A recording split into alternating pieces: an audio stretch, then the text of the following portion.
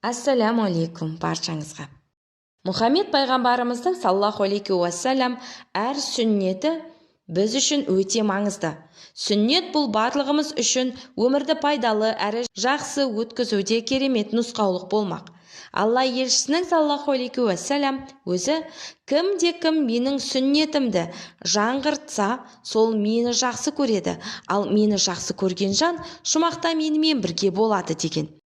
Осы видеода біз Алла елшісінің саллаллаху алейхи уассаламның күнделікті өмірге қажетті 11 сүннетіне тоқталмақпыз. Құрметті көрермен, арнамның дамуына үлес қосуыңызды сұраймын. Ол үшін тіркелмеген болсаңыз тіркеліп, лайк басып, комментарий қалдырсаңыз болғаны. Ерте жатып, ерте тұру. Біздің ұйқы режиміміз күндізгі жұмыстағы белсенділігімізге тікелей әсер етеді. Таң намазынан кейінгі таңғы уақыт берекелі уақыт болып табылады. Жаңа күнді құлшылықтан бастасаңыз, күн ұзын, көңіліңіз көтеріңкі болып, көп нәрсеге үлгересіз. Бірақ ерте тұру үшін ерте жату қажет. Сонда ағза тиісінше демалады. Айша анамыз пайғамбарымыздың саллаллаху алейхи уассаламның ұйықтау режимі туралы: ол әдетте ұйықтауға ерте жатып, түннің соңғы бөлігінде тахаджуд намазын оқу үшін оянатын, содан кейін таң намазына дейін ұйықтайтын деген. Жиі күлу.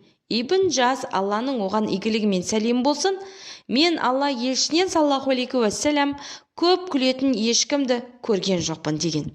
Ғалымдар адам жиі күлген кезде оның ағзасында табиғи антидепрессант серотонин гормонының мөлшері артып, адамға жақсы ықпал ететінін дәлелдеген. Біз күлкінің өзіміз бен айналамыздағы адамдарға әсерін тиісінше бағалай бермейміз. Бірақ жиі күлу деген сөз арсыз күлкі деген сөз емес. Мисуак пайдалану. Алла елшісі саллаллаху алейхи уассалам: егер үмметіме қиындық тудырмас болғанда, оларға әр құлшылық алдында мисуак пайдалануды бұйырар едім деген. Мисуактың пайдалы қасиеті көп. Ауыз қуысындағы бактерияларды жояды және өзі қымбат тұрмайды. Сондықтан да бұл сүннетті орындау қиынға түспесе керек. Шашты майлау. Джабир ибн Самур пайғамбарымыздан саллаллаху алейхи уассалам бастағы ақ шаш туралы сұрайды. Сонда Алла елшісі: басты маймен майласа, олар көрінбейді деген. Шашты үнемі майлап тұрса, шаштың түсуі, ағаруы азайып, түптері бекіп, жарқырай түседі. Сол арқылы жүйке жүйесі мен ми талшықтарына әсер етеді. Ал біз күні бүгін осы үшін шаштаразға, спа салондарға көп қаражат шығарамыз. Пайғамбарымыздың саллаллаху алейхи уассаламның осы қарапайым ғана сүннетті біздің қаражатымызды едәуір үнемдеуге көмектесер еді. Ауқаттанғанда 3-1 ережені сақтау. Алла елшісі саллаллаху алейхи уассалам: адам ағзасындағы ең жаман ыдыс оның асқазаны. Оған жүрек жалғау үшін аздаған ас жеткілікті. Егер асқазанын толтыру қажет болса, бір бөлігін тамақпен, бір бөлігін сумен, қалған бір бөлігін ауамен толықтырсын деген.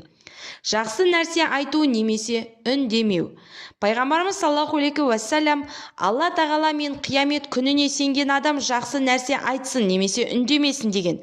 Біз күнделікті тірлікте өзімізге қатысы жоқ нәрсені көп сөз етеміз. Білімімізді арттырмайтын, мінезімізді жақсартпайтын және ешбір пайдасы жоқ дүниелерді сөз етуге сағаттап уақыт кетіреміз. Тіпті пайдасы тұрмақ, ол әңгімелеріміздің өзіміздің күнәмізді көбейтіп жататыны жасырын емес. Бұл өсек аяңға деген әуестіктен орын алатын жағдай. Зая кеткен осынша уақытты зікір айтуға, Құран оқуға жұмсамасақ, қандай ғанибет болар еді. Хиджама жасау, қан жіберу. Пайғамбарымыз саллаллаху алейхи уассалам: қандай да бір дәрі-дәрмекте шипа болса, ол хиджамада, балда және күйдіруде болар. Бірақ күйдіруді құп көрмес едім деген. Пайғамбарымыз саллаллаху алейхи уассалам қан жіберуді үнемі қолданатын. Бұл ем түрі көптеген елдерде ғасырлар бойы қолданылған. Хиджаманың пайдасы зор. Зерттеулер оны мигрения, буын аурулары, бедеулік ауруларына үлкен көмегі барын көрсетті. Ол күйзелісті, шаршағандықты басады. Сырқат жандардың көңілін сұрау. Алла елшісі саллаллаху алейхи уассалам: аш адамдарды тамақтандырыңдар, сырқаттардың көңілін сұрап барыңдар және құлдарды босатыңдар деген. Ас суды отырып ішу.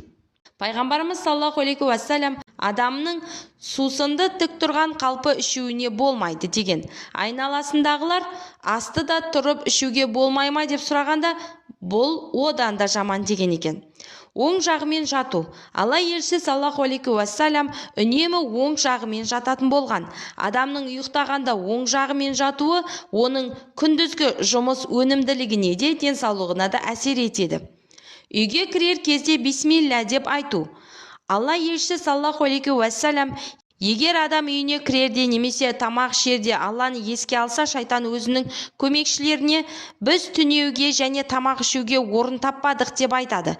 Егер адам Алланы еске алмастан үйіне кірсе, шайтан бізге түнейтін орын бар дейді. Және тамақ ішерде Алланы еске алуды ұмытса, шайтан біз түнейтін орын таптық, сондай-ақ тамақ таптық дейді екен. Ақпаратым пайдалы болды деген үміттемін. Сондықтан міндетті түрде лайк басып, өз пікіріңізді қалдыруды ұмытпаңыз.